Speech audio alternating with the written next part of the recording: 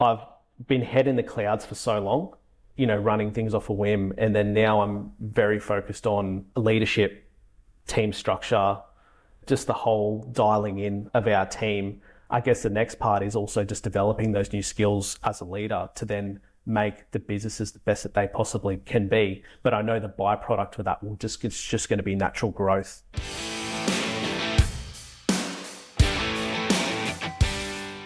G'day everyone, Rob Cropper, Dan Stones here from Pravar Group, and welcome back to another episode of The Trade Den. Good to have you back, Dan. How are you? Good to be back, Rob. Hello, love this. We've got a client feature today and a client who I can't wait to talk to. Some of our chats over the years have been epic. I've really enjoyed them. They've been very memorable, and I can't wait to have a chat to Luca and go through some of his journey. It's a pretty cool story. It is. So big warm welcome to you, Luca. Good to have you on. Hey guys, thanks for having me. Pleasure to be here, and looking forward to sharing a little bit about what the last few years has been like. Excellent. We're looking forward to it, mate. Obviously, Luca Lupena from Aesthetic Tile and Stone. What we want to know in the start, I think, mate, is let's get cracking on getting to know you a little bit, right? Where did you grow up? Are you still there? Where are you based now in relation to all of that? And just sort of the early days of Luca. This is a story I haven't heard before, so I'm looking forward to hearing a little bit about what you were like as a kid. Yeah, so born on the Gold Coast, parents immigrants from Italy. They dad shot over to Melbourne from Rome in the 60s, and mum shot over to Brisbane. They ended up meeting on the Gold Coast, and was born and bred and still hanging around the Goldie. So it's just been my playground for the last 36 years now, and I love it. The Gold Coast, I've always loved living here. It's been such a great place to grow up and run a business and start a family and stuff. So yeah, the Goldie's my home, my location, where my heart is. It's amazing. I hear that. And I, growing up as a kid, we had some time, spent a lot of time on the Gold Coast. And I was always envious of the people that were the true locals. I sort of almost felt like a pseudo one at one point, but could never crack that to be one of those local ones. But I think growing up there would have been an amazing time. What sort of kid were you, mate? Were you at school and growing up, were you a competitive sort of kid? Were you a sporty kid? Were you just a quiet kid? How were you? I think I grew up, on reflection, I was a bit more of an introvert growing up, but I always kept busy. I just remember from the age of 3 and 4 and 5 years old, just always playing outside with toys and I always was trying to find something to do. I think every day I woke up when I was a kid, I felt like today was an adventure. Let's go and seek an adventure. And that might be out in the backyard or, playing with an Action Man with a parachute or something and trying to build a zip line for him and that type of thing. So I just have these vivid memories of a kid of always been busy. And we lived on the water for a fair while, and I was just fishing a lot. And, 8, 9, 10 years old, I was just, fishing, and Dad would take us out boating and that type of thing. And I always had to do something, but it constantly progressed into something else. So playing with action toys progressed into fishing, which progressed into, surfing and that type of thing. So it definitely competitive. I think that everything that I did, I always wanted to be as good as I could be at it. I always had a high standard of myself.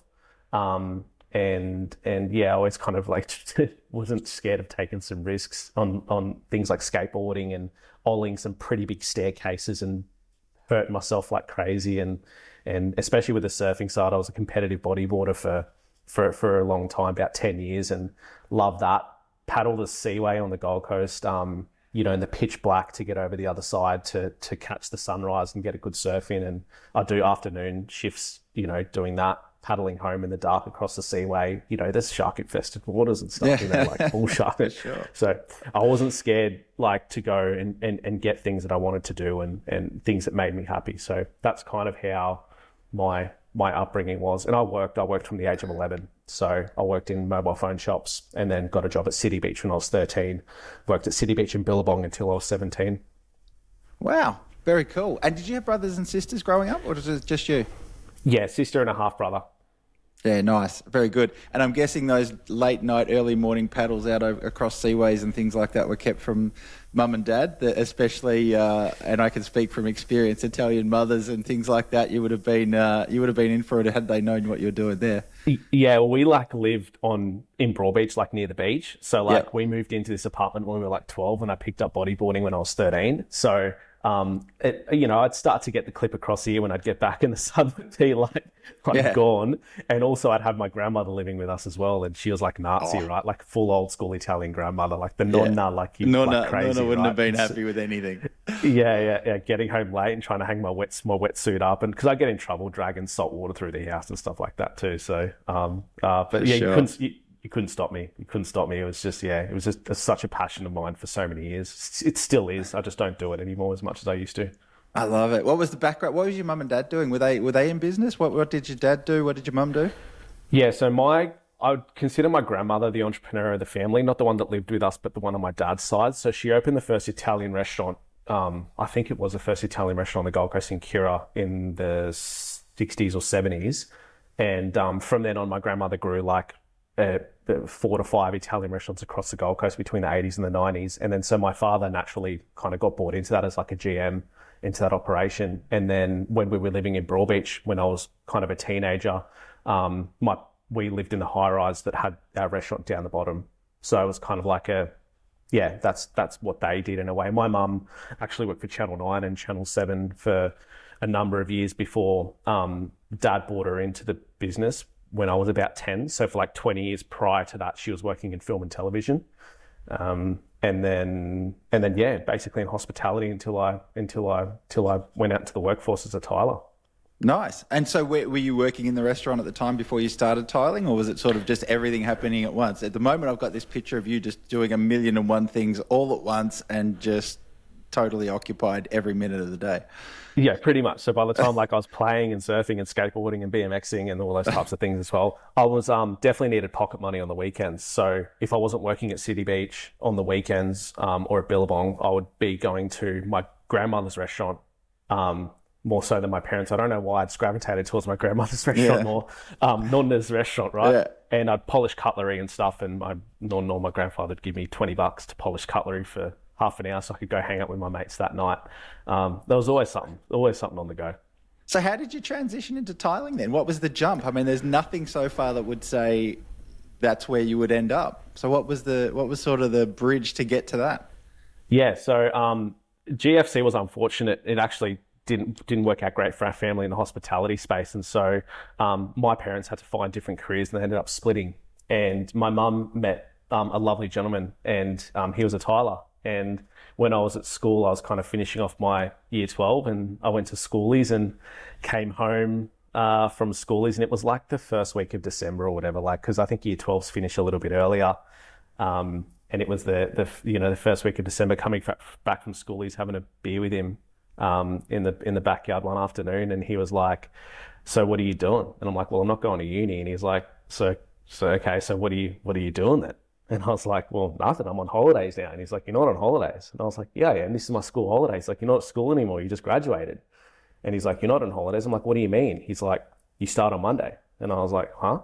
And he's like, "Here's your boots, here's your hard hat, and here's your high vis. You start on Monday." And I'm like, "Nah." And he's like, "Well, there's the front door. You can move out." And I was like, "Oh, really?" He's like, "Yeah." I'm like, "Okay, let's go." So you were recruited into the tiling world more than anything else, like just fully lack of a better word. Yeah, exactly. You were drafted, I should say, drafted into the trade. Correct. Yeah. Wow. And then just jumped in, and from day one, it was hard work, but I've loved the technicalities. I remember going to work on the first day, and I was helping him cut tiles on the tile cutter, where you just kind of like score and snap a tile. And I was so fascinated by how could you just score something so big and heavy and it just folds in half perfectly within 1 millimeter. I couldn't, like, it just didn't, I was so fascinated by it. I was like, no way. And then so we tiled a set of stairs over the next 2 days, and I started to get really intrigued by it. Then the really hard work kicked in after that, but with the labouring and mixing of sand and cement by hand on massive commercial jobs and stuff like that. But but yeah, just that's how I got thrown into it. Was it a shock to the system? Like, was it the Goldie kid just out of school? Is, by the way, going to school is if you live on the Gold Coast. I don't know if that's schoolies or just a weekend or a week, but anyway, if you do it at if you do that and you get, sorry, I've lost my thread. Cut that, Chris, just there. Let me just ask the question straight up. Don't worry about the schoolies bit, even though it is a bit weird. But anyway, what was the shock to the system like in terms of going into the workforce that quick, that unexpected for you? I think knowing you now and your love for things that are a bit certain, you've lived this world where it sort of seems a little bit, I'll do what I want on the day when I want to do it. What was sort of the early days of working like for you? You were fascinated by it, sure, but were you into it? Or did you sort of resist it? Just when you say shock to the system, like an experience on my first day comes to mind, because like I went to private school, and I was never an academic. I was very practical with my hands, with everything that I did. But then when we arrived on the first day, it was 6 o'clock in the morning to get inducted on the job site, and the safety officer walks up to us and he's tapping on his wristwatch, and it was 1 minute past 6, and then you're like, we want to get inducted, and then the safety officer's like, too bad, you C words, you guys can try again tomorrow. And I was like that language, I'm like, are you joking? I'm 17 years old, I've just come from private school, and this safety officer's like, 1 minute, and he's like, you guys can try again tomorrow. And that was the biggest shock to the system for me. I'm like, what is this trade industry? Like, this is not me. This is not who I am, not who I've been around. I've been around hospitality. I've been around Italians, like all this stuff. Like, I just don't understand this environment. So I think that was the biggest shock to the system for me, was completely like a complete foreign environment to me. And then obviously the hard physical labor as well that came from that was just another complete shock to my system. So when did you decide that this was going to be? Talk us through the next step, which becomes you decide, this is my career, this is my trade. Do you decide, or you just keep going with the flow and find your years into it and I'm going to start my own business? How does that sort of transition happen? I remember on that specific job site, because I was there for a good 6 months, I kept looking at what everyone else is doing, and I was like, I want to do that. I want to do that. I want to do that. And I was even looking at my boss, my stepdad at the time, and I was like, I want to be him. And I want to be running around and organizing, these people. And I was looking at the tilers, and I was like, how quick can I get to tiling that wall? Like, I want to tile that wall, and, I want to screed those floors, and I want to do those things that they were doing. So it turned into like a really intriguing thought pattern for me, walking around these job sites going, like looking at the different things that they were doing, and I was like, I want to do that, which is weird because it was tiling. I don't know why, but it's somehow it now talking about it, and not something that I thought that I'd ever be passionate about, but it was something that I looked at and I was like, I just wanted to do the next thing in that particular trade. So that's what interested in: the cutting, the laying, the organizing, the running around. It was just, I just loved it. So did you take on that business as you started your own company in time, or did you step out on your own? No, so I did my apprenticeship with Andrew. I stayed with him for 4 years, and as soon as I got signed off, I left. Right. And started my own thing straight away. Nice. So where are we then? We're talking around 2015, 16, that sort of time, or a bit earlier? A bit earlier. So 2007 I started, and then I got held up as a labourer for a year, and then I officially got signed up as an apprentice a year later. Then I had to do my 4 years after that. So about 2022, and then I tore my shoulder and had to have a year off work at the gym. So then I got a job as a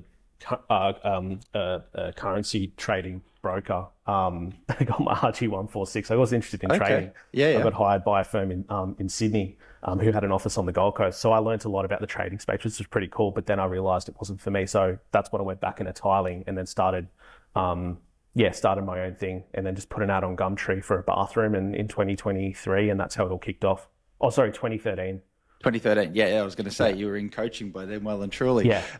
Excellent. That's really cool. So when you get into your own business then, what becomes the the gravitational pull for you? Is it business ownership? Is it management? Or is it none of that? It's just more of what you now are starting to love to do and just trying to get a business out of the ground?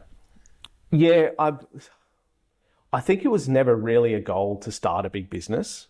I think I was at a crossroads where I was like, what do I do after my shoulder repaired and that type of thing? And then I was like, I've learnt this trade and I can make money from this trade. Just simply put an ad up on Gumtree and just start doing these jobs for people. And I want to deal with the owner directly, and I want to get paid directly from that owner. And I want to organise my own schedule, and I want to organise everything from start to finish that's wrapped around that particular bathroom or that particular splashback. Yep. And I think that's where that started for me. Nice. So fast forward a little bit, we get to around 2018, you come into the coaching world, you enter into Pravar coaching.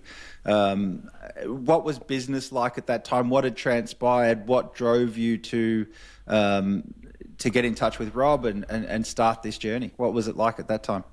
Yeah, so I was on the tools full time up until probably the end of 2017. Around 2015 and 2016, I had a crack at hiring guys, and I kind of got to that 5 to 6 guys mark, and just didn't know how to manage anybody. I didn't know anything about managing staff. I didn't know anything about profit margins on jobs. I didn't know what I was making or anything like that. And then, and I was also relying on one guy heavily as my head Tyler. He left at the end of 2016. And then in 2017 specifically was the year that I did a late every single time myself. And then I got to the start of 2018 and I just said to myself, I'm done. I'm not doing this anymore, because I was always searching for more. And I was like, if this is all it's going to be, just me tiling for the next 40 years, I'm not going to be, I don't want to buy of it. But then I sat down and I thought, I've got at that stage I was the start of 2018. At this stage, I've got 10 years experience in the industry. And I was like, I'm going to go and learn another industry now when I've already got 10 years experience in this industry in my back pocket and I haven't even extracted everything I can out of it. And I was like, I'm just going to have a crack at this now, because what's the point of starting something else and spending another 10 years learning that industry? So I spoke to a couple of people and found a massive project that I got offered, and I took it on. And this was it was only until 2 years ago, this was still our biggest project to date. And I think it was maybe 300 odd grand. But the guy's like, do you want it, the builder? And I was like, yeah, okay. And I was one person and this job needed about 10 guys. And I didn't know how the hell I was going to get this thing delivered.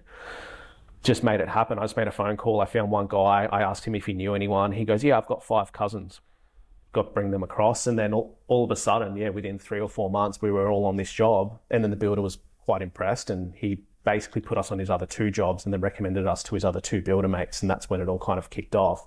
But then at the end of, I think it was around that mid to end of 2018 mark, I was like, I'm now gone from me to 10 guys within the space of 6-7 months. And I need help. I need that next stage of, still don't know anything about business. I still don't know anything about management. And I can see this turning to shit if I don't actually get some coaching and get something done. So that's when I reached out to Rob, saw the ads come up, reached out, got cold feet. And then I think I ghosted Rob for a few months. I love a good Rob ghosting story. We're going to get well into that. So keep going. Ghosted Rob. And then I actually remember exactly where I was in the car when I had that call with Rob, and I was like, oh yeah, I'll see how I go. So Rob sends through the contract and I just went silent. And then I called him back 3 months later. I was like, oh, would you let me come back? He goes, yeah, mate, come on, let's go. And then that's where it all kicked off. And we started, the leverage program at the time at the start of 2019. Yeah, excellent. Rob, what do you remember about that apart from being ghosted? Oh, there's nothing much to remember because you were ghosted. Yeah, I was a little sad, to be honest. I think from memory, you went completely cold, and then I think a post went up going, "New leverage group starts in 2 weeks if you're in." And I think you rang me and said, "Rob, I'm in. Let's go." I'm like, "All right, let's rock and roll." But what I remember from the early days is you always had the dream of, you were always a big dreamer. And I think that's what it's what I always remember around, and I think that's part of the flair of the Gold Coast and the background of your grandparents and the entrepreneurial spirit that runs through the family. Like you never had it's not like we had to help stretch your mind in terms of the life and the lifestyle and the business you wanted to build. I think deep down, I remember you're like, Rob, I want to own a Lambo and I want to do this on the Gold Coast and I want the big house and I want to live this great life. That's the thing that I remember from the early days is you always dream big from the start. And that's what was always impressed about you. It's not like coaching needed to stretch you. We just almost needed to fill in the gaps, which we got pretty busy doing from the onset. Yeah. And it was, always was that. What's that next step? What's that next step in fishing? What's that next step in bodyboarding? You know, what's that next step in tiling? And there wasn't a next step in working at Billabong. I knew that. And that's why I pulled out. I was like, I'm not going to be in retail. And it's just, I think always had big dreams. And those big dreams have changed the way I dream now, but always had big dreams. Yeah. There's no doubt we'll probably get into it today, but because that next step has definitely helped shape you and mold you into who you are today, and it's got you into business, and it's helped you with the vision that you've got today, but it's definitely worked against you in times where you've chased shiny lights and you've done all those things, and no doubt we'll get to that towards the back end of this episode, where you've potentially looked at changing different career paths and different industries multiple times, compared to now where you've sunk your teeth into it properly. But it's there's no doubt we'll talk about that more in this episode. Yeah, for sure. As we look at it, I mean, it's interesting because you're talking about, Rob, the Luca's love of just what's next, and you've said that too, Luca, about what's next, what can I do that's the next step. But when we go back to where you started coaching, you had so much that was going on at that time that needed to be addressed. And I'm interested, like if I look back, and I went back and did a bit of research and a bit of a read, and you were getting married mid-2019 to Helena. The business was changing. Cash flow reared up for the first time. Margin tracking on jobs was a concept that you were like, what's this about? And learning in coaching. You were using, I remember reading that you had buildings like you'd paid for it, but never used it. And you had to come clean on a coaching call about, well, it's there, but I never use it. And it changed to a scorer. How did you go then having to not go back, but just slow down probably for the first time in business and really go, I've got to get some things in place. It's not what's next, but in the sense of what's new and what's next is a new challenge, a new adventure, like you've talked about. It was a discipline to what's next is slow down, get this right, because if you take another step or keep going the way you are, you're just going to keep tripping yourself up. Yeah. I think what changed in my mindset was, and I still struggle with it today, but it was what I felt like doing versus what I needed to do. And I know, like me, Luca does, his shiny lights. Luca does what he feels like doing. And I would have a plan for something and I would completely deviate and go do something else, and then go do something else within the business, outside the business, whatever it is. And so it's always just stimulated by that dopamine hit of something new and something refreshing, and seeing something else that someone else is doing and going, oh, I'm interested in doing that. And I think starting to, get into coaching and understand that life requires a bit of a framework, to a certain extent, not fully, but it requires a little bit of a framework, and especially in a business is more relevant than anything, requires a bit of a framework. And I'm generally I like to be a bit of a routine person. It makes me feel safe. It makes me feel secure being routine. But I still did a lot of things outside of that were just so many shiny light type things that weren't conducive to me growing. And if anything, it's kind of held me back from growing at the rate that I should have been growing if I was just to pull back a little bit in the earlier days and gone, hey, like, let's focus on this framework and not get sidetracked. And I'm really understanding now that more than ever that those frameworks is giving me a bit more stability and a bit more certainty into what my future looks like, versus every couple of months going, oh, I want to try this, I want to try that, I want to try that, and do something different. So my mindset has changed a lot from it. Yeah. Shiny lights is what we talk a lot about in coaching, but for someone who's not heard about shiny light syndrome before, explain in your terms, Luca, how you would define shiny light syndrome. Waking up one morning and going, I want to be a real estate agent and shut the business down. That'd be one. It's like, it's just like It happened. By the way, that's so, not an example that Luca's given us. That is a real life shiny light. It Yeah, did Luca happen and I had to once. sit at the stand on the beach at Hamilton Island at our awards event a number of years ago, and I'm like, mate, what are you doing? You are not going to real estate. Just stick in the tiling business. Yeah. But talk to us about it in a business terms. What is shiny light syndrome and the danger of shiny light syndrome from a strategy point of view? Yeah, and I think like having a plan in the business, having a plan to, for example, like employ a supervisor, let's say, or your first, admin person or someone significant in the business, and knowing that that's like a 3 to 6 month process to do that. And in the earlier days, getting, someone in and then going, oh, hang on a minute, instead of doing that and focusing on that, we're going to go out and do these other things.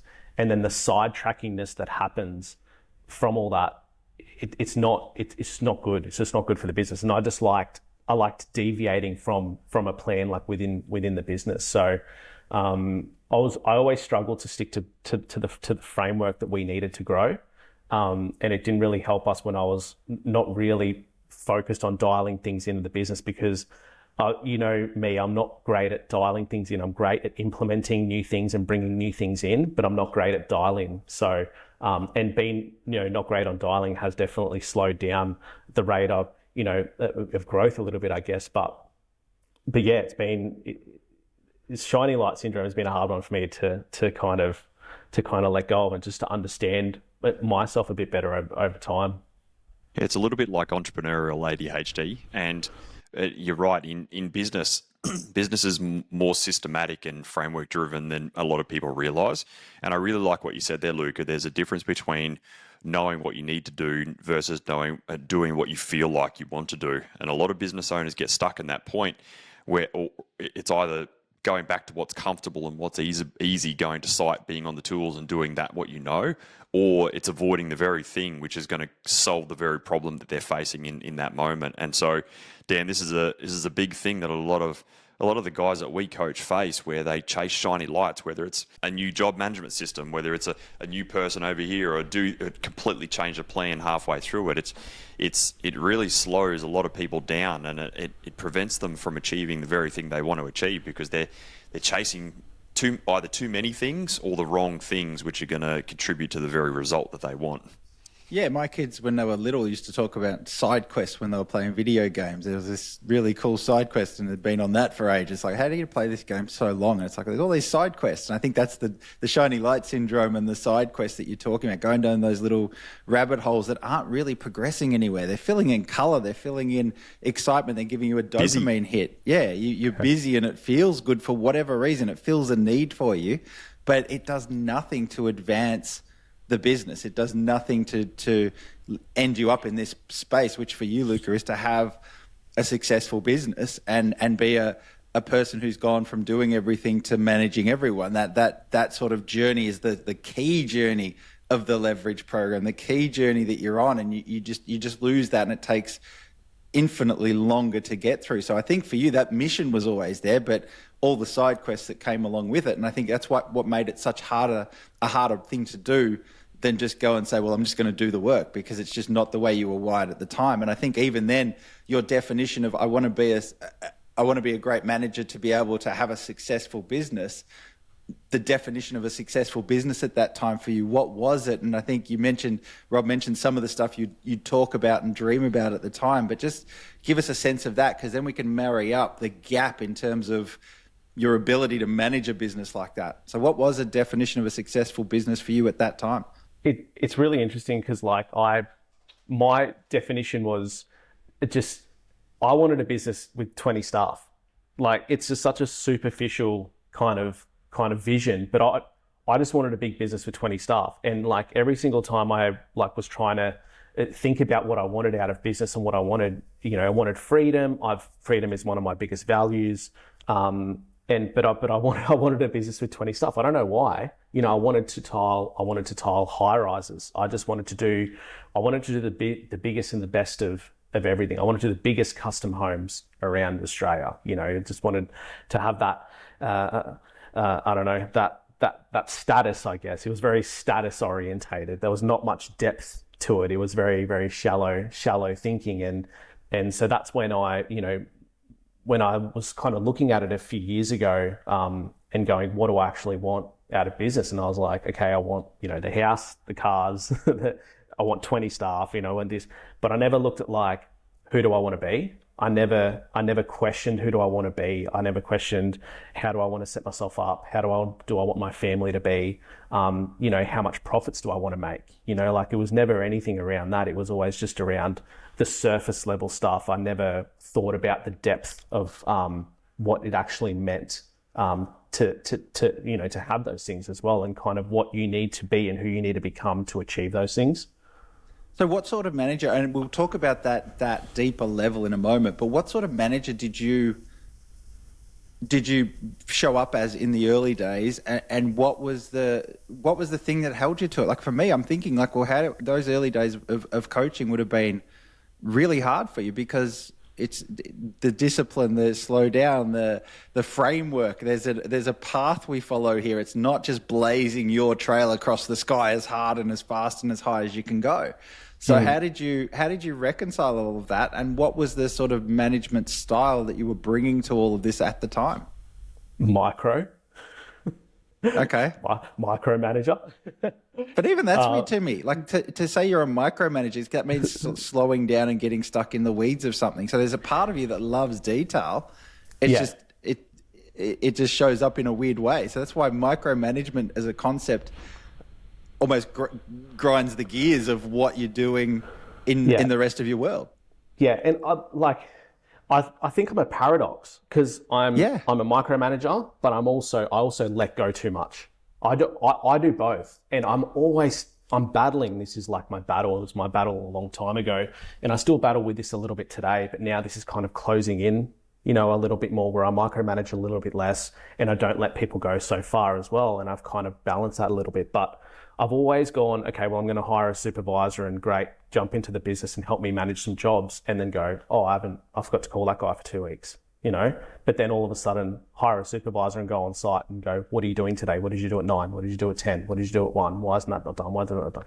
So I've always fought with both sides, and being a natural control freak, it comes into the micromanagement side, but then my values of my freedom have pulled me the other way of letting people go too far, because I'm trying to create this life where the business runs without me too. So it's constantly been a tug of war. And in the early days, I probably let go too much more so, because I liked structure. I thrived off structure. I liked to know that business could run without me.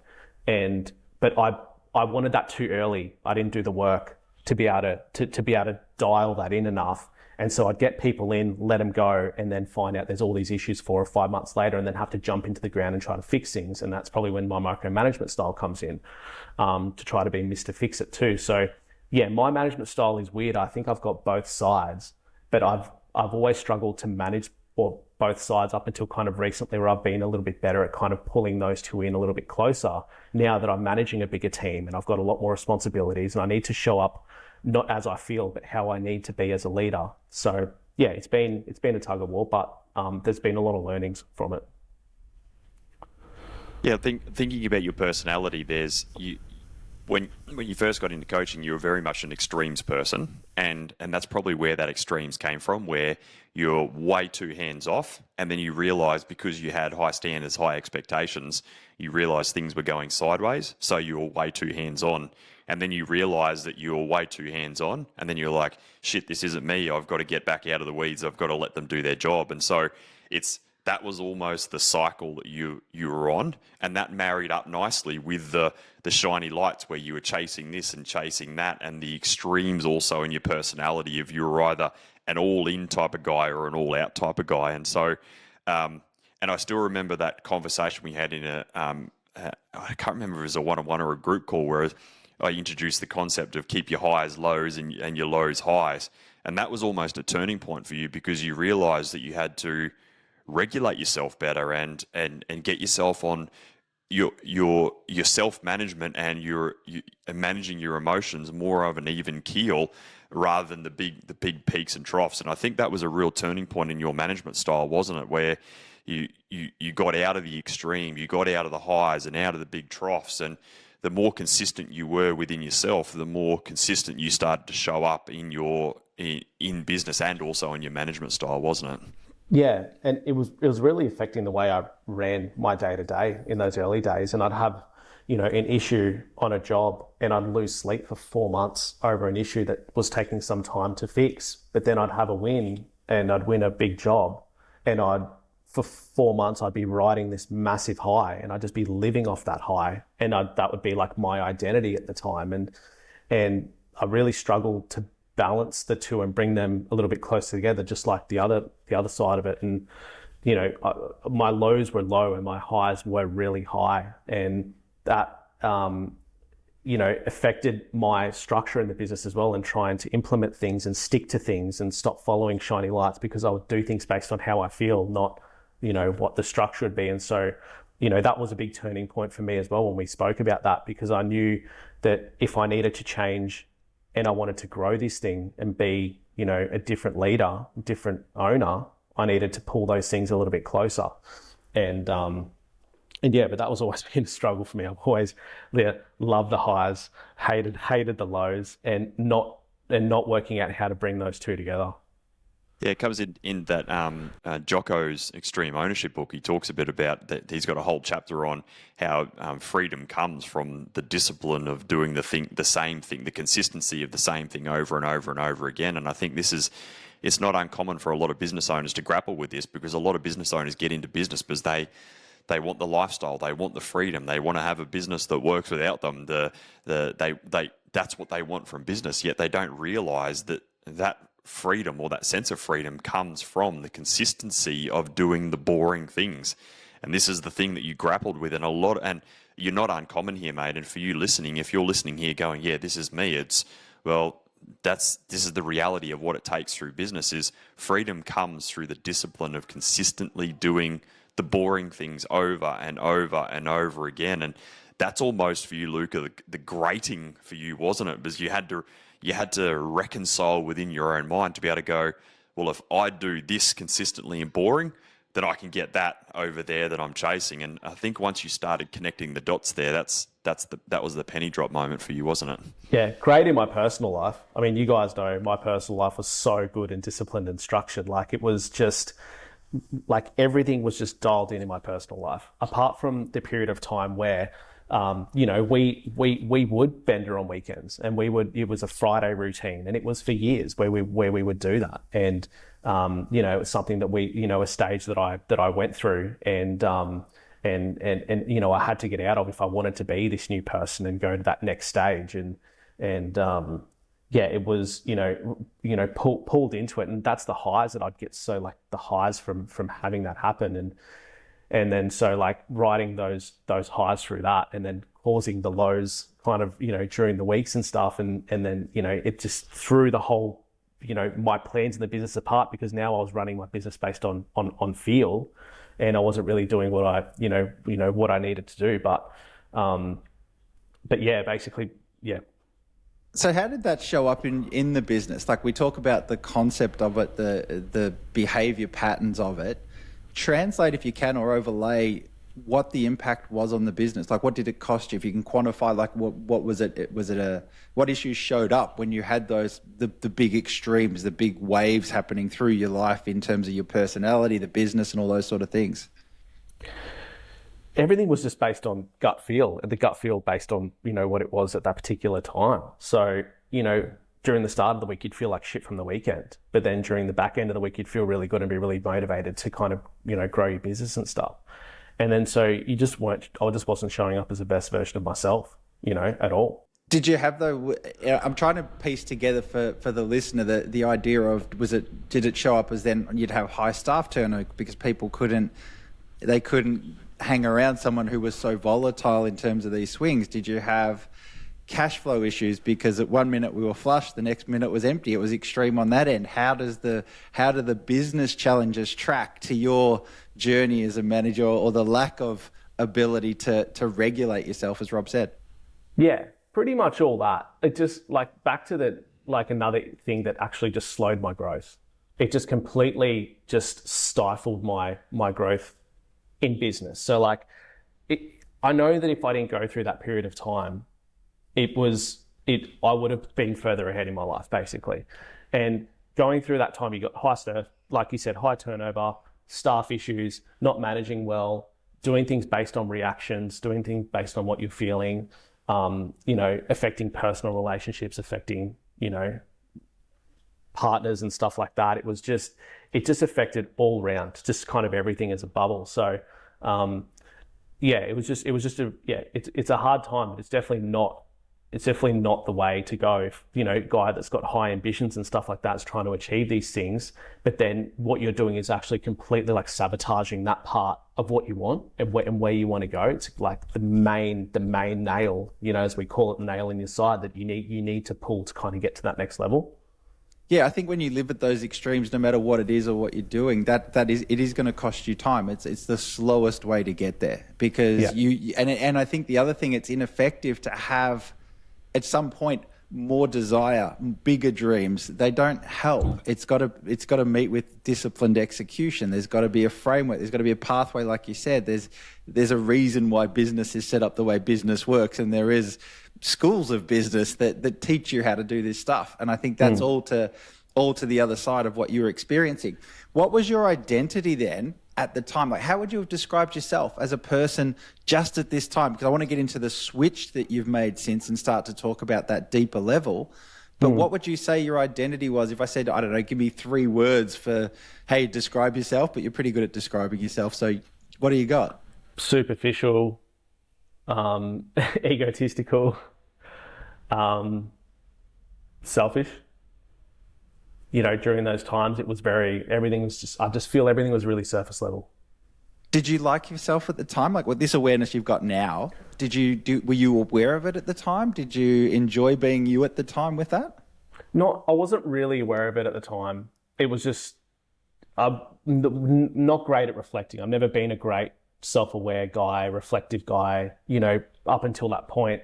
The last few years I've gotten better at it, but yeah, at that time I just didn't really have a lot of self-reflection on it. I knew I was doing something that I needed to do and I needed to change, but it was just didn't really have a lot of thought about who I personally needed to change and become, or who I personally was at the time. I didn't want to take accountability for anything in my own personal life. I was like, it's his Luca, take it or leave it. I had that real stubborn mentality. Like, this is just me. You guys just take it or leave it. And that's like real bad for a relationship too. That's what really, really affected my relationship with Helena. It's just that it just wasn't good for us. What did you then do to start that ball? A lot of people are in that position now, right? You know that it's not right. You know that there's something's not working. You can see that the trains are going to collide at some point if I keep going on this path. You have that realization. What was it that sort of, was there a moment that crystallized the need for you to change identity and really go deep on this sort of stuff? You wouldn't have called it identity, I don't think, at the time, but you would have had that feeling like, this is it. There's a line in the sand moment here that I need to really commit to a long-term, slow, steady, uprooting, everything that you didn't want, by the way. But what was that moment for you that sort of happened that made this become your priority? There's like a hitting a brick wall moment, and then there's like so many little things that happen over time that eventually end up changing where you want to go. And I think I had a little bit of both. Like, I started seeing a psychologist, and I started talking about the things that I didn't want to be anymore. I started to lean in and take just a little bit. Like, I should have taken a lot, but I started taking a little bit of accountability over time and going, okay, well, what can I do better? What do I need to change? And there was a lot of little tiny moments. One of the biggest ones, honestly, was a group, because being in Pravar and being around other people that are trying to make those personal changes and being around a vulnerable group of men in construction, was a big change for me. And when I saw guys in the group that were quitting drinking and quitting partying and that type of thing to really focus on their families and focus on their businesses, it really showed that, like, that's whatever else was happening or what I was doing outside was not the norm. And whilst the trade space in general, there's a big thing out there that, tradies, they drink, they go out on Fridays, they go to the pub and all that type of thing. And, I thought that was just normal. I thought that was a normal thing to do. And even my group of friends who are entrepreneurs would go out on weekends and have benders and all that type of thing. And I think it was the people that I was surrounding myself around the time. It just made it feel normal. And I think that then jumping into the group as well, on top of having a psychologist, on top of starting to become a little bit more self-aware kind of every month and whatever it was, and taking a little bit more accountability, and then seeing guys in the group that were making these huge changes because they were dropping things that weren't serving them anymore. Might have served them in the past, but stuff that they're doing, they weren't serving them. And then I've gone, okay, well, I think this needs to drop. And there was one morning I woke up after having a bender and I just went, I think I've had enough. And I literally just burst out into tears. I remember I was sitting out on my pool deck and it was like 9 o'clock in the morning or whatever. And Helen was sitting next to me and I was just bawling my eyes out. And I said, I don't know how the hell to stop. Like, I don't know what to do. But I'm fucking over it. I'm just so sick of it. And then she's gone, cool, let's work on it and see what happens. And then, so that's when that was the headbutt in the wall moment for me, on top of the stacking things. But that headbutt in the wall moment was when things really started progressing from there. It's amazing. We spoke around that in the episode just gone, around change the room that you're in. And Dan, there's a real life example that we can tie back to that in episode 123 around changing the room you're in. And what Luke is talking around is when you're in a certain room, that room can become your ceiling, because that behavior is acceptable. It's the norm. It's the conversations you have. It's the behavior in terms of how you show up, what you do, how you talk, how you act. But as Luca was in a different room in the coaching environment at Pravar, it became the standards were higher, the expectations are higher, the behaviour was different, and Luca talks a little bit of what you were saying there, Luke. You were saying, well, this isn't what the trades industry is like. Well, actually, it's the trades industry is very big on a lot of mental health issues, a lot of drinking, a lot of partying, a lot of broken marriages, a lot of broken this. But our room is different, and that room that you were in started shaping. It almost held you to a higher standard, and that.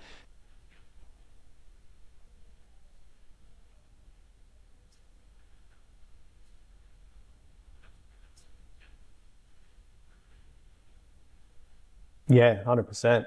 So, Luca, as you go through this identity work, you get to that threshold moment, and the tools you've had, everything you've done has sort of been around, and the lifestyle you've led, right? Just the environment you've been in this whole time is about more, it's about bigger, it's about vision, it's about what's the next thing that adds to this story. You start to work on identity and you go, I don't want that anymore. It's almost like this psychological cut, right? Mm. In terms of starting to transition that and start to change into who you are today without getting into who you are, the first thing I can see coming up for you is trust and fear. Like, there had to be some moment where you felt like you're in a bit of free fall. And what were the emotions that flooded into that space that you created to start with? Was it fear? Was it, how am I going to trust people? What am I doing next? Or was it the same, this is Luca, I'm just going to go into the next chapter of adventure? How did you approach it?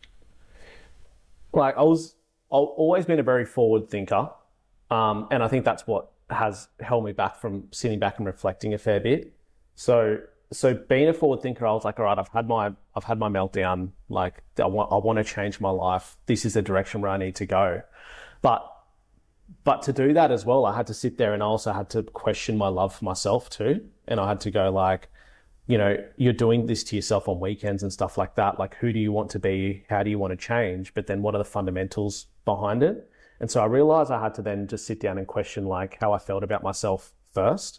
And then when I started to do that internal work over a series of a few months, it became easier to let go of old habits, because I started to learn and reflect about who Luca actually is underneath everything, I guess, and then go back to like maybe who Luca was before the age of 10 and stuff like that, who I was as a kid and that type of thing. So I think, yeah, it was a real, that's when the self-reflection really started from that point. Yeah, correct. Like, headbutt, hit the wall. Why am I doing this? I need to, have a bit more love for myself and find out what's happening deep inside that's getting me to do these things, and realizing that I don't love myself enough, and and I need to learn, who I am and how to respect myself, and then also then how to then become self-aware of the things that I'm doing to then learn how to change, because it was like the only way I could then change was to just become aware of the things that I was doing. So then the awareness started, and then that's when the identity shift started from that point. That was probably the biggest leg up, was letting go of those old weekend habits and go to that next stage, to start operating, and I guess at a higher level, and not such a low frequency. And that was a big journey for you, wasn't it, Luca? Where you did a lot of work, and in the community, you were very vociferous around your willingness to step into that space of changing your relationship with alcohol. The journey you went on personally, you mentioned before around going to see a psychologist, like that was a huge part of your personal journey there, and you were very open about it to everyone in the group around the journey you were going on personally. Yeah, definitely. And I think because the group allowed it too, like it was an environment where we just felt so comfortable in talking about where we were going, but because we've seen, other people take those steps, and, seeing that gives you so much courage that you can do it as well. And then so knowing that other guys have gone, oh yeah, I just don't drink anymore and I haven't had a drink for 2 years. And you're like, what? That's not the norm in Australia. What are you talking about? But then you look at your own habits and you're like, wow, like that's something that can be done. And you can see the things that are happening to these people who are dropping, if they've got a bad relationship with alcohol and substances, and dropping them completely and seeing where their life goes in the following 2 years or year or whatever it is, and then going, hang on a minute, I want a piece of that. Like I want to know what that life looks like, and that's I wanted to experience that. I wanted to know what it was. Yeah, we talk about in coaching a lot, where we talk about that success leaves clues, and whenever you look at someone and go, gee, I admire that person for what they've got, it's so important that you don't look at what they've got, you look at who they are, and look for the clues of who they are, what they do, and the behaviours and the consistency of those behaviours and actions that they demonstrate on a daily basis. And this is what Luke is talking around, that he started to see clues from the other people who were in front of them in their journey, to be able to go, well, I admire that person in coaching for what they're doing. Okay, well, instead of being envious and playing the comparison game, how do I look at what their behaviours are? And these guys were going on these big personal journeys. They were working on themselves. They were getting rid of behaviours that weren't conducive to growth and expansion. They were changing their relationship with time, within their marriages, within their families, with alcohol. And all of a sudden, Luca, you started to change all these things. And that was a big part of eliminating these big peaks and troughs. And the more you worked on you and got more consistent and leveled yourself out by eliminating those bad toxic behaviours, it was a real turning point in your journey, wasn't it? Yeah, 100% turning point. And having the group around you to support you through that has been amazing especially the earlier stages of changing habits, because you're getting triggered. You're constantly getting triggered when you're in the earlier stages of changing habits, and the group around you is even indirectly knowing that the group's there, going, well, I want to make these guys proud, because I want these guys I want to show these guys what I'm made of and what I can do, and when you're trying to do it on your own, it's so much harder than having a group of like-minded individuals around you to help you, go through these. And it did definitely help with the journey, because you'd be bouncing off other guys that are on the same journey and going, we're all changing our identity together through these ways. And it just really helped. How did it show up in business? We've talked about the journey you're actually doing, the personal side of it. Did you feel absent at that time in the business and the business suffered because of it? Or was it almost like an immediate, well, I'm changing, this is a better thing to be doing. I'm seeing some consistency. I've got some standards in place that are really helpful, and it translated to a positive thing in the business? Or was there a lag? How did it translate into your business world? I just started to influence the team we had. So I'd share my story and my journey with our team. And then, 3 months later, we'd have one of the guys go, oh, I've just decided to stop drinking for the month. And then it was like all of a sudden now the influential side is coming through into the team members, but they're seeing you wake up every morning, go to the gym, operate at a really high level of work with lots of clarity. You're not having any crashes and, bad Tuesdays from the weekend and that type of thing. And it adds like it raises a level of standard throughout the whole business, and you're indirectly influencing other people, which in turn, you go from like running a business at this level to then running a business at the next level, because everyone else is starting to operate very similar to where your headspace is. And so like I found that, before, everybody would essentially operate to how you were. So however you are, the business would kind of feed into that, even though they weren't doing the exact same things you were doing, some were, but even if you weren't, it was just the level of energy and the frequency that you're bringing into the business. And then when that changes, it automatically changes the frequency of the whole business as well to go to the next level and go, hang on, wait, things are a little bit more serious now.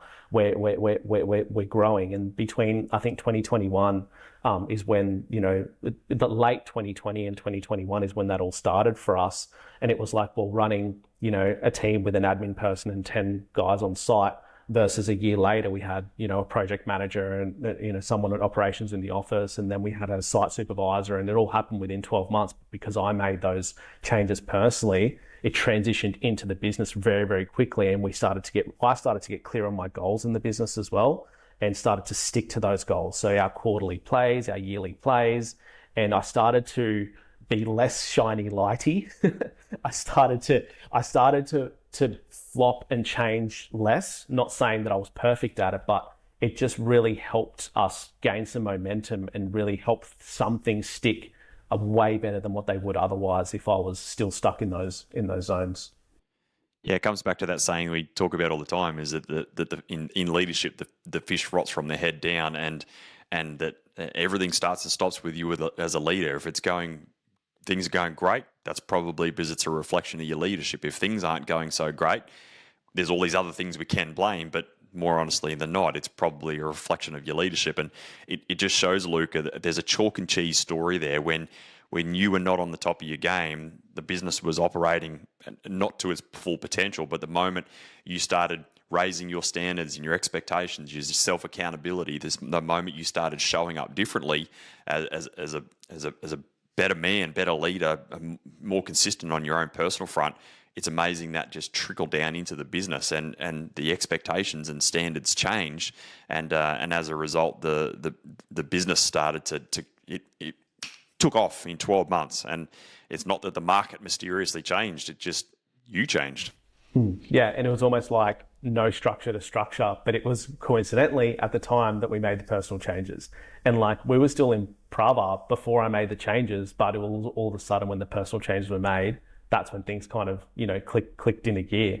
And that's what started the real development of the structure of the business really, and growing to that next level. Yeah, we talk about that idea, Rob, a lot around for things to change, first you must change. And I think Luke is a prime example of that. Having the knowledge, having the coaching, having the community, all the ingredients are there. But until you actually make that change and go through it, it becomes it's almost like an intellectual pursuit rather than the experience that you get that change the results that you need. So it was a really critical time. And I think, Luca, for you, did you enjoy it? Like, were you a guy that, like, some people go into this growth phase and this transition phase, and they love that challenge and they're working through it. Some are kicking and screaming, some are just forced into it. How would you say that initial or that big identity shift was for you? Not looking back, but in the moment. It's hard because you getting a mirror held up, and the mirror starts to get held up quite often when you're making some quick changes. And you have to come to terms with, who you are and who you also need to shed to who you need to become.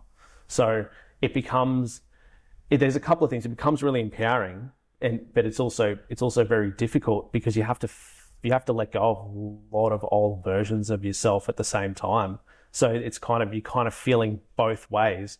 But if you're committed, like I was committed enough, I felt empowered enough to push through the hard stuff and the identity shifting and the identity shedding to get to that next stage. And, also just be honest with myself, just be real with myself about the shit I need to take accountability for. But then, like I said, the empowering side of it was definitely outweighed, I guess, how hard it was to make an identity shift. Yeah, nice. Next little thing that comes across, you talk about identity shifts. We're probably only a couple of years after this. We're into sort of 2024 period here, but you become a father. And that is then the next, you talk about mirrors getting held up all over the place and all those sort of things. It's one of those ones that it's in a way a forced identity shift, or you adopt this next identity of becoming a father. How much of your world changed as a result of that? Was it an immediate thing? Was it a here we go again on an identity shift? Or did you sort of just walk your way through it and gradually adopt this role? Yeah, like last night I was up all night with him because he had a fever of 40. So you definitely have to change quick and on the spot when shit like that happens. Poor little guy. That was the biggest shock. How's the control freak in you going at that point? Mr. Fix It. Mr. Fix It, trying to fix everything, and I can't fix this. Yeah. Do you know what I mean? And I have to be there for him rather than fix things for him. And that's one thing that this is a new journey I'm going through now, which is hard again, because I've been so into like, there's a problem, there's a solution, there's a problem, there's a solution. And it's been able to, there's always been a solution for everything. But now it's like, I've got to hold Louis and make him feel comfortable when he's not well. And be there for him, and I'm not used to that. It's hard. It's triggering, and Helena's coaching me through it and saying that sometimes he just needs you to be there and not to fix anything. And it's just really hard for me, Dan. Like last year, we had him April last year. It was such a shock to my system, and quick smart had to change very, very quick. I had no choice, to learn this new version of Luca that I had to become, to be able to be the dad that Louis needs me to be.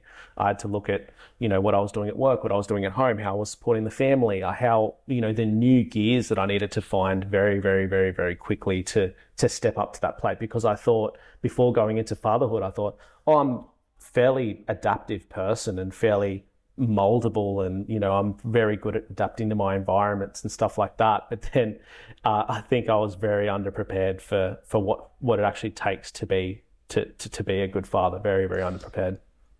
And there's the preparedness for it, but there's also this idea, you've just done a massive identity shift. You've worked hard to create this identity that you've chosen now, not the one that you've just adopted or fallen into for your whole life, which most people do, but you've chosen and crafted and done all of that. And now you've got to get this next shift here, whether you like it or not. You've got to make some choices around that. Was that a hard thing for you to do, or was the acceptance there from the get-go? Because control freaks tend to resist a thrust upon them sort of choice. It's got to be a choice has to be made. It has to be in line with things that you are perceiving that you control. How did you go with that?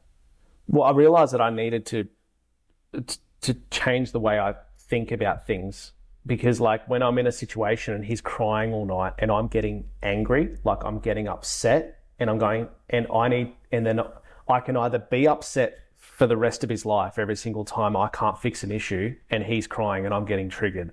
Do you know what I mean? There's like, I can live that way, or I can reflect and sit back and go, who do I need to become to not get triggered? What do I need to do? Like, how do I need to change my way of thinking to not be triggered in these situations anymore?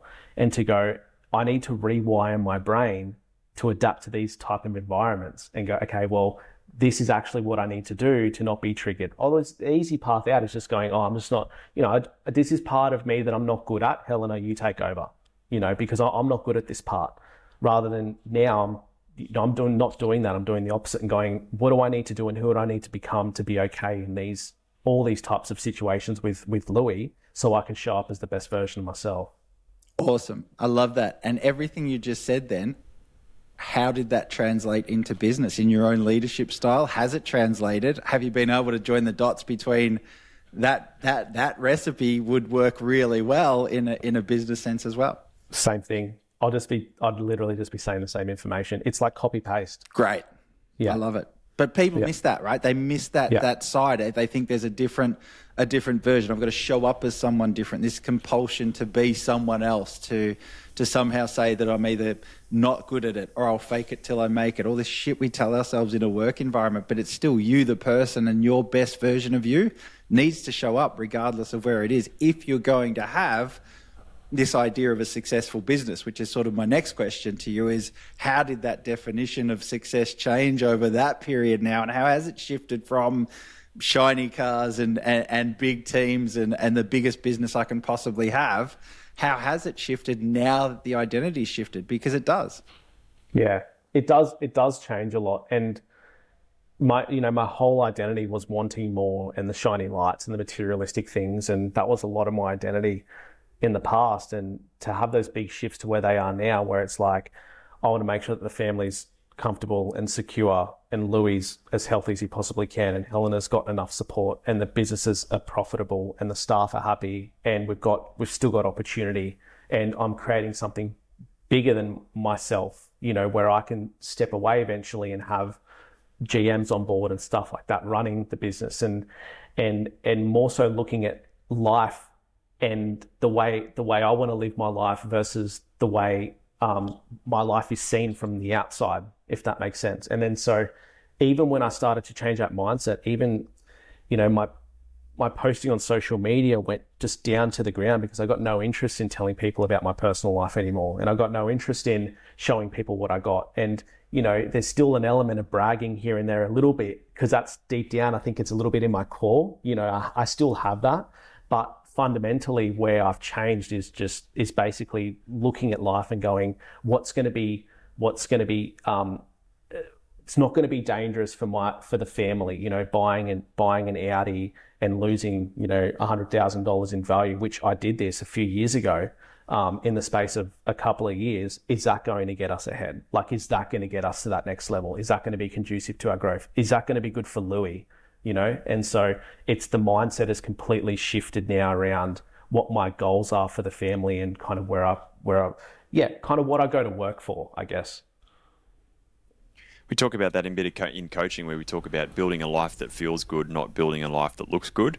And this is this principle in play where it's gone from what's this life look like from the outside rather than what's this feel like from the inside. And you've turned that corner big time. And this just shows that that comment you made before, where it's like, well, a lot of guys in business have this mindset going, well, I've either got to be a good businessman or a good family man. And this just proves that you can be both. And at Pravar, we believe you can be both. And we've proven it time and time again. And that's our mission, is to debunk this myth that it's one or the other, because being a better father makes you a better leader. Being a better leader makes you a better father. And when you combine the two together, you build a beautiful life. And a life that feels good, not a life that looks good from the inside, looks good from the outside in. And that's what you've proven to yourself and to a lot of people around you, isn't it, Luca? That you can have both. You can have a great business. It can be profitable.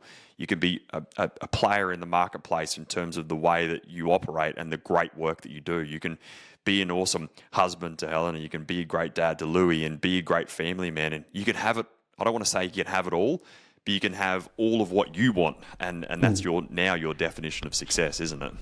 Pretty much, yeah. And on reflection, when you look at it, I spend for a trades business owner, I spend a really good amount of time with my family, and I think I'm starting to look at the definition of success in those types of ways now.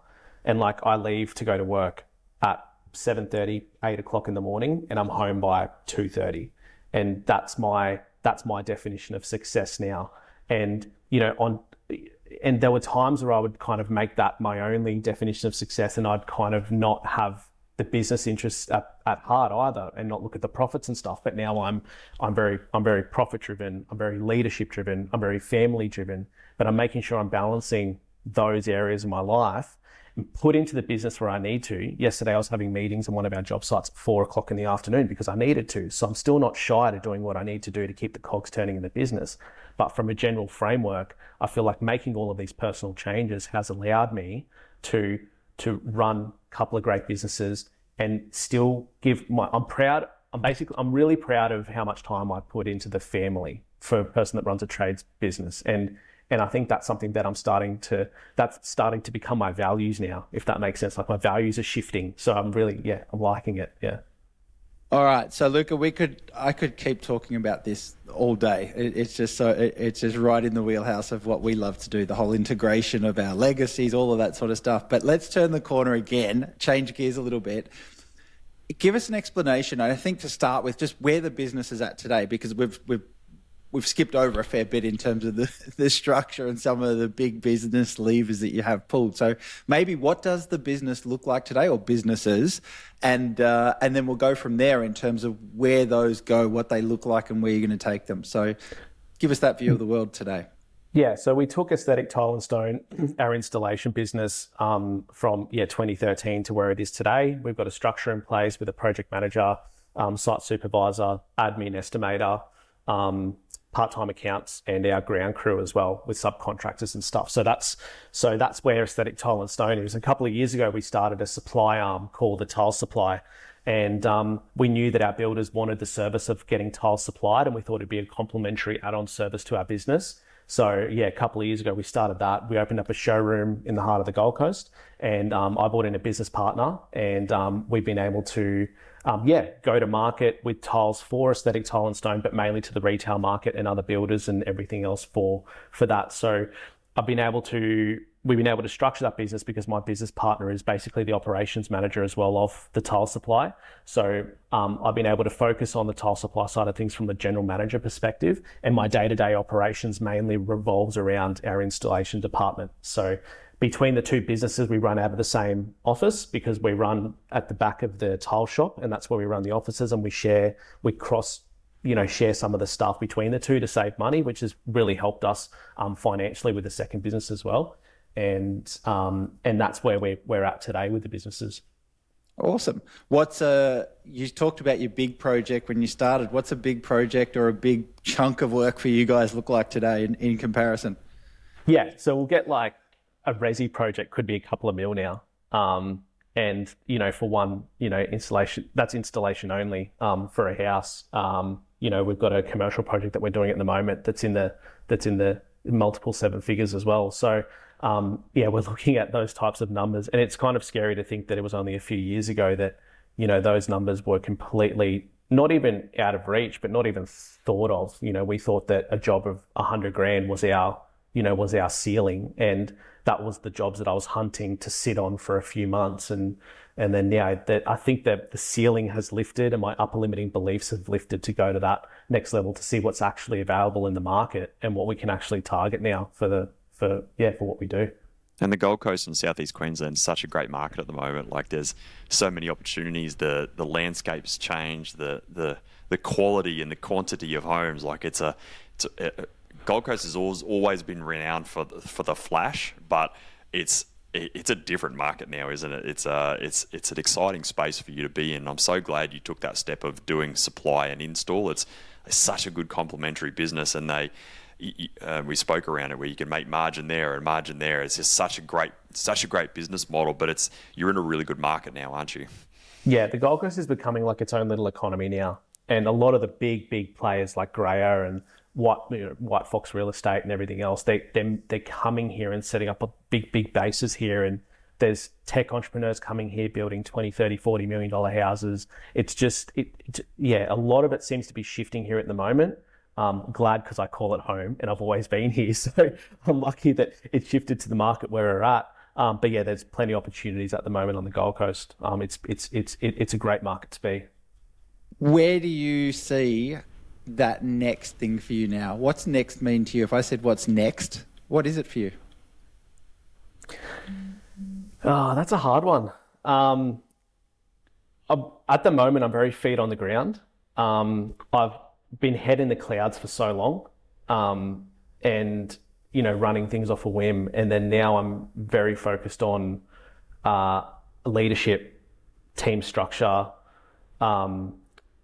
I guess like the whole dialing in of our team. I don't have any massive goals at the moment for where I want the businesses to go, but I'm very focused on the internal side of the business. I'm focused on dialing in what we've currently got, because it's something that I've lacked for so many years, and I've never actually practiced sitting inside the business, working on the inside of the business. I've always focused on growth.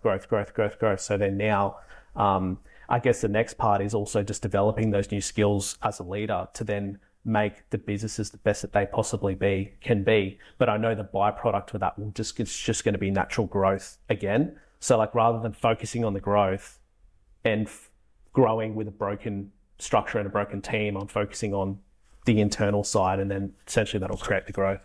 I love it. That swap that you're talking about right there is swapping more for better. You've adopted better as the next, as opposed to more, and that's another thing that comes with the identity shift that you've had, which is amazing to see.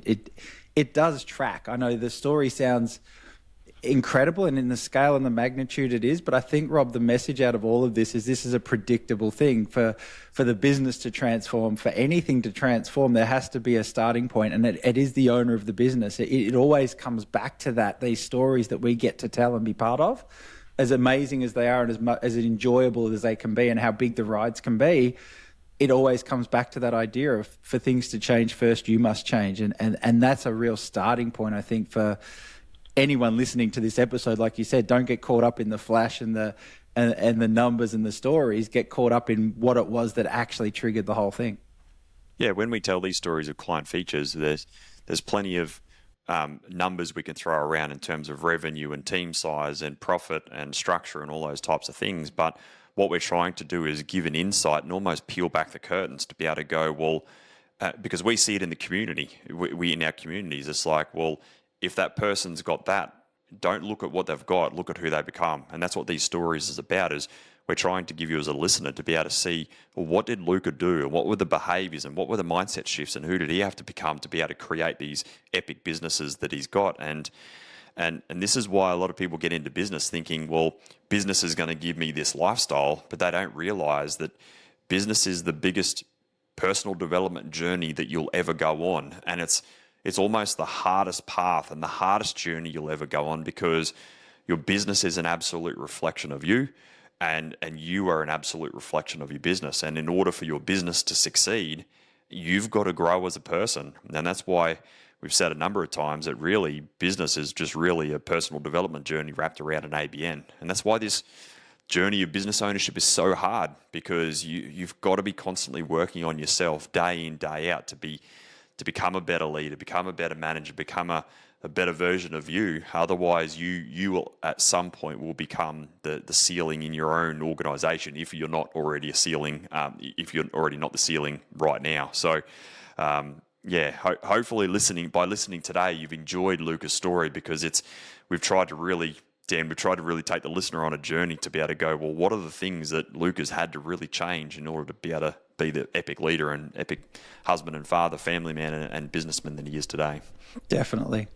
Luca, amazing amount of work's gone into this from your end.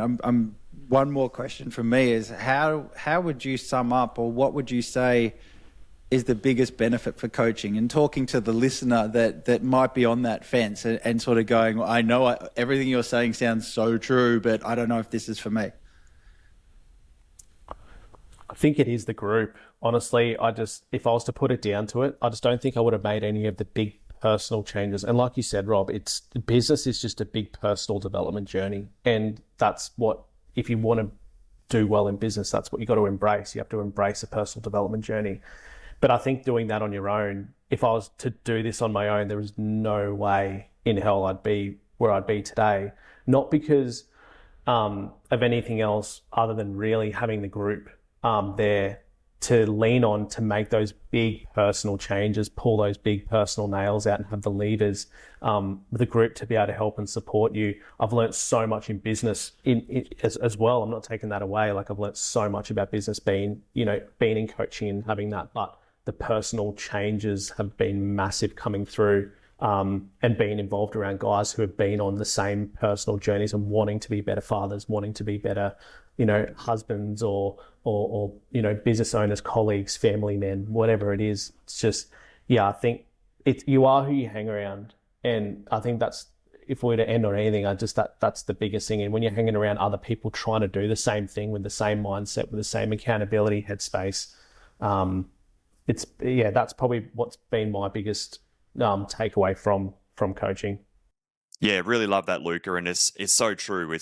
We spoke around that a lot in this episode. We spoke around in the episode before around the room that you're in. Is that the people you hang around have more influence on your success than you probably realize. So, if this episode's really resonated with you, and you know that you've got to change the room that you're in, and you want to be able to make some changes to your business and your life, then jump across to strategysession.com.au, fill out the application form, book in a time that suits you, and let's talk a bit about where you're at, where you're trying to go, and seeing if coaching can bridge the gap for that.